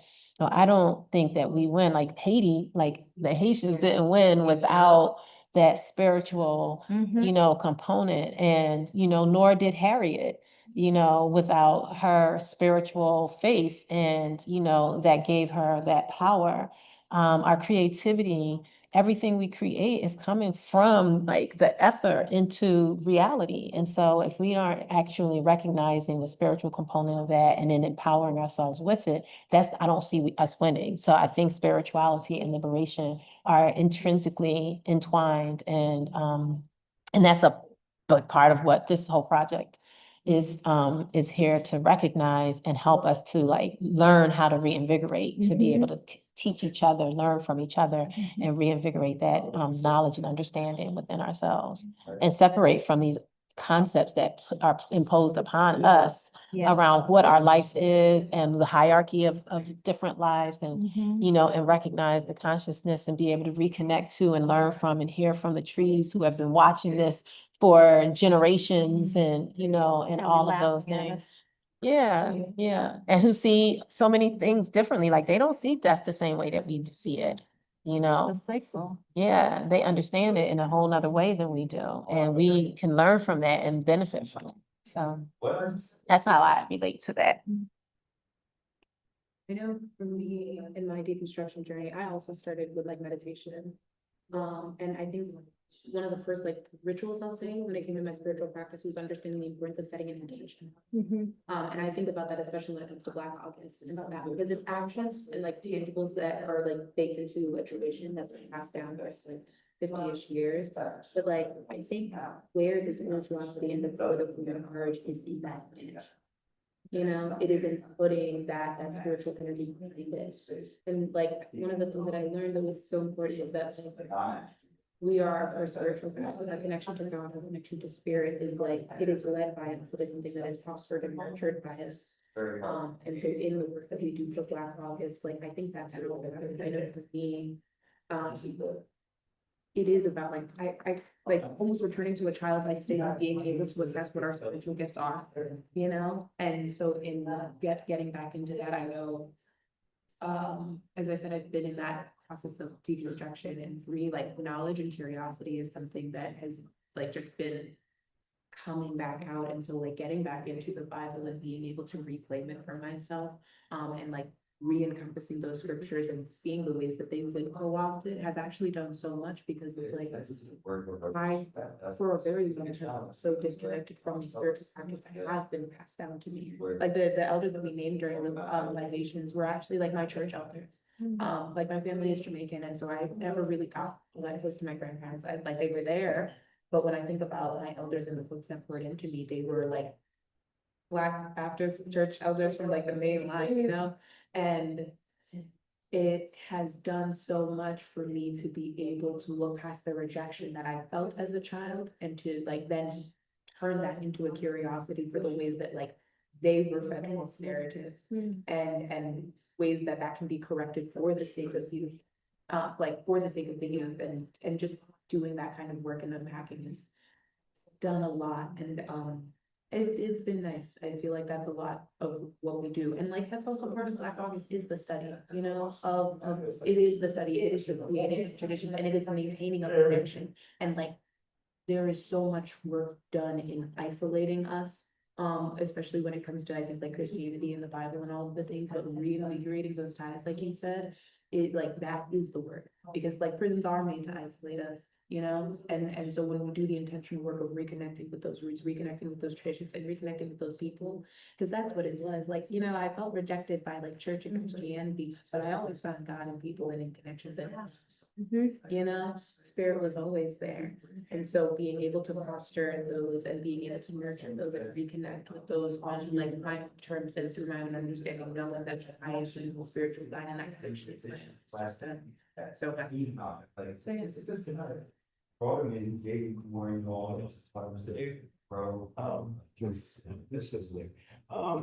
I just love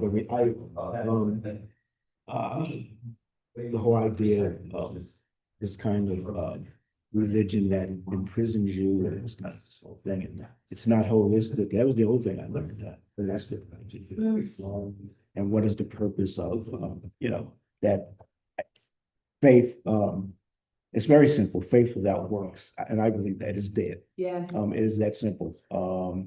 And I've always I think you prove your faith by what you do in the connection. For me, it's like physical, mental, emotional, and spiritual. And they have to be connected in a holistic thing. I mean, if they're not, you're not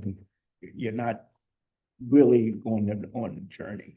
And of course, the main thing is that, you know, a spiritual thing is totally detached from anything we do. And so that, and again, I was raised, you know, to see that, to be a part of it. And of course, studying Marxism and all the other things kind of shows that. I believe in the unity of opposites. Like, you know, if you don't have one, you don't have the other, but they're all connected, and they have to be, and including the whole, and studying the Bible. I was, you know, you see that in a real study of the Bible, and how the Bible and all religions have kind of been perverted to do that. So I was raised that way. And liberation theology, particularly in the Catholic Church. The nuns that I learned with, a little bit different from the traditional nuns, you know. And when you get into liberation theology in Latin America and South America, you see the struggle. It's real. You know, I remember in Guatemala, or when the Contras were around, in Nicaragua and that kind of thing, talking about a priest who was married. You know, real life, you know, the whole idea that priests not to be connected is absurd. But so this, so he by day he's baptizing children, and he's loving and this kind of thing. But he said at the same time, you got to know where I'm at. I got to use a gun to protect the family, and he struggled with that. But he said that's the real life, and his wife was killed by a bomb for somebody else, but yeah, and his children. Killed by a what? There was a bomb. The Contras put a bomb to these churches, and it caught not him, but it caught his wife. So his wife and other people were killed. I never forgot that lesson. That's the reality of the world that, you know, that people are bringing us. I don't know. I'm still a part of the Welcome Church now, which is a church without walls. We deal with people in the street, on the house, or whatever you want to call them. And today, like I said, at this time, the Welcome Churches meets in Logan Circle, New York. Yeah. And we just deal with the real people that are there, the least of us, as we say. It's a wonderful, they also have the shelter. We're trying to build tiny homes for people who are unhoused because the government obviously is not interested. It's just wonderful, vibrant people where the religion or so as someone who's studying that, that's the real thing. And I've always been interested in not only what Jesus taught, but how it was taught. I think that's very big. Notice that faith without works is dead. I believe that, and I know taught that's it true. too. Yeah, and so that's where I'm. James 2:14. Yes, the book of James should be read. It's so short. Yeah. Really, The book of James is like purposes. that. Absolutely. And the most honest thing that I've grappled with is that the devil does what causes the friction that we have. It is our desires. That is the most honest thing for people. Once you get over that, or once you accept that, I think it's so free. It's so liberating. It's like a basic tenet of Buddhism as well. Right. Yeah. Yeah, so mine is to self. Yeah. Right. And when we can blame the devil, we can blame God, we can blame everybody else, which is kind of the way that they want you to do that. But I think once you get into that, once you accept that, it liberates you from so much nonsense. That connects with that happiness formula. I was telling Aunt yesterday that my therapist gave me a formula for happiness, which is H equals P over E, where H is happiness, P is performance, and E is expectations. And so the higher your expectations, the more you divide your happiness. Yeah. So, like expectations and desires could be kind of like, connected as to being a similar thing. Definitely. And the more you want, the more you desire, the more you expect, Right, yeah. then the more you actually can reduce your happiness. Yeah. And that's healthy everything. I mean, there's healthy desires if it's aligned with your higher power, and it's unhealthy. Right. And if we don't control that, or we don't try to find a way to deal with that and accept that, where we bring this trouble on ourselves. It's very difficult. I mean, I've said before, it's hard to admit to yourself that this is what I want, and I don't care how I have to move out the way to get it. And once you do that, it's just liberating. I'm still not there, but I'm trying to get to that. But I think that the performance piece, like when it says performance over expectations, that performance thing also relates to like the reality, like, yeah, you do get to want some things, right? Sure. But you look at what life is doing, you look at what you are doing, what your capabilities are, and, and make them, and then like adjust your expectations and your desires to match that. And you can have a wholeness of happiness. And as corny as it sounds, love is the piece that just it brings harmony. I'm also on my mother's side, I'm also Navajo. The Navajo religion is the Horsa. I don't know if people were familiar with that term, but the whole universe. It's wonderful just to study. What is the term? Horso, Horzho. I think that's how you HOR. But it's that kind of whole concept, and Navajo religion or Navajo spiritual practices have been very big. So I'm still, and again, just learning and be at peace with the universe, and it's a lifelong thing that we do. Did you I think we. We got some time. We got some good conversation. So everybody else, come let us. We're gonna have our second performance.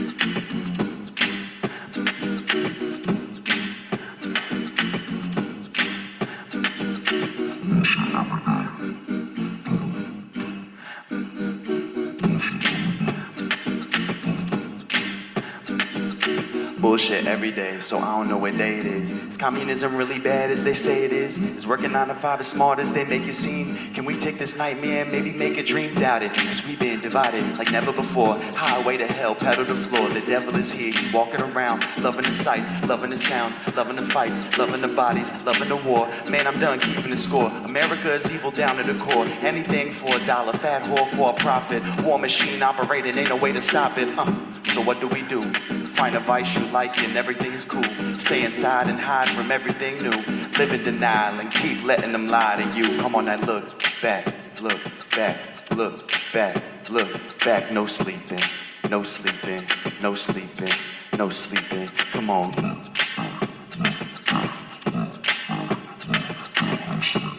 No sleeping, no sleeping, no sleeping. Come on, mind on timeout, so I don't know what time it is. Feeling pretty paranoid from the line I did. Jaw tight from the bite down. Snowstorms and I'm hyped down, pipe down. Don't judge, don't bother me, don't father me. Follow me while I'm flying through society. Flying through this fucked up society. Try me, God bless if you try sobriety. Slaves in the jail cells, eyes on the dollar signs. Amazon Prime members, overnight crimes committed. Don't know how many times I said it. All seems nice till you see the prices with it. Sweatshops active, human trafficking. Cops kill someone cause he black again. You spit stupid, I spit facts, and then watch my back cause you attack your friends. Landed a paycheck and 90% of the people ain't been paid yet.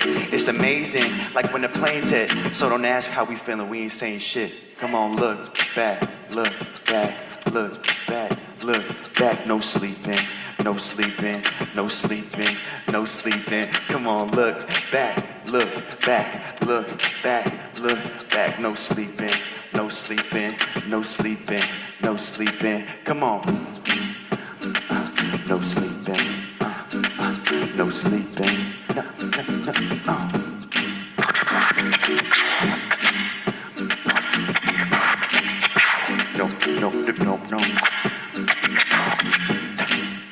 no sleep, no sleeping, no sleeping, no sleeping, no sleeping, no sleeping, no sleeping, no sleeping, no sleeping.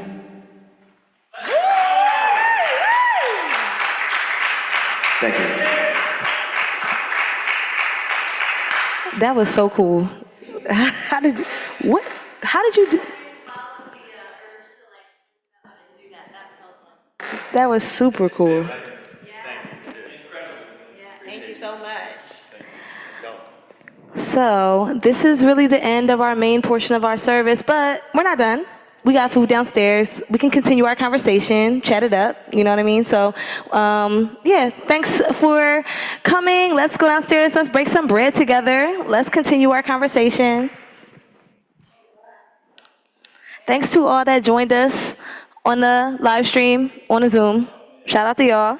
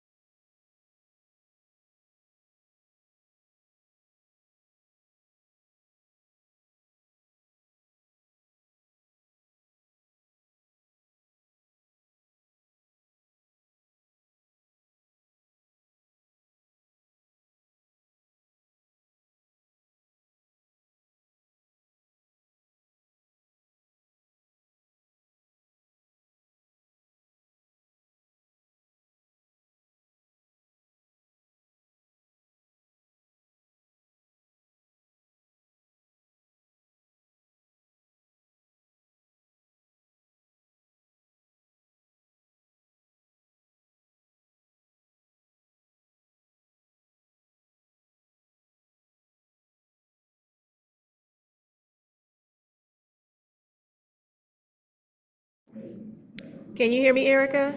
Right, exactly. Even that's like coming down in quality. Yeah, I can hear you. Yeah. Right. You can hear me? Yes, I can hear you. Oh, wait, it's not giving me sound. Oh, because it's on the TV. Wait a minute. Okay, let me see. Okay, can you say something? Yeah, I Okay. can hear you. Okay, I'm gonna shut down the live stream now. We're gonna go downstairs for the social part, okay? Yeah, you can. I'm probably going to jump off because I gotta get ready to do round-ins. I had a fall, girl. I done been out the office, everything. So, All right, cool. Sorry, I'm gonna shut this down. So okay. I'll see you later on. All right, I'll talk to you. Bye. Ciao.